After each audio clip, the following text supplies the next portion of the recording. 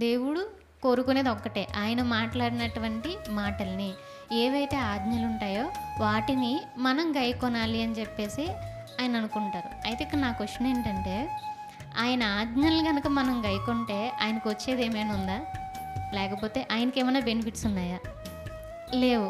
కానీ ఎందుకు చెప్తున్నారు అనంటే, మనం మంచిగా ఉండాలి, మనం సంతోషంగా ఉండాలి. ఇప్పుడు గనక ఆయన ఆజ్ఞలను మనం వింటే చక్కగా నెక్స్ట్ వచ్చేటువంటి జీవితం అనేది మనం హ్యాపీగా ఉంటాం. ఆ జీవితంలో మనం నరకానికి వెళ్ళం అని దేవుడు కోరుకుంటున్నారు. అంతేనా కదా? ఇప్పుడు బాగా చెప్పాలంటే, ఒక డాక్టర్ ఉన్నారనుకోండి, హాస్పిటల్‌కి వెళ్ళామనుకో, వాళ్ళు ఏమంటారంటే సింపుల్‌గా కొన్ని సార్లు వచ్చినటువంటి డిసీజ్‌ని బట్టి షుగర్ వచ్చిందనుకోండి, ఈ షుగర్ ఐటెమ్స్ ఏం తినొద్దండి అంటారు. దీనివల్ల డాక్టర్ గారికి వచ్చిన ఉపయోగం ఏమైనా ఉందా? లేదు. కానీ ఎందుకు చెప్తున్నారు? మన హెల్త్ బాగుండాలని. అదేవిధంగా పరలోకంలో ఉన్నటువంటి దేవుడికి కూడా మనం ఇవన్నీ ఆపాదించుకుంటే, ఆయన కూడా ఇవన్నీ ఎందుకు చెప్తున్నారు అనంటే, కేవలం మనం బాగుండాలి అని.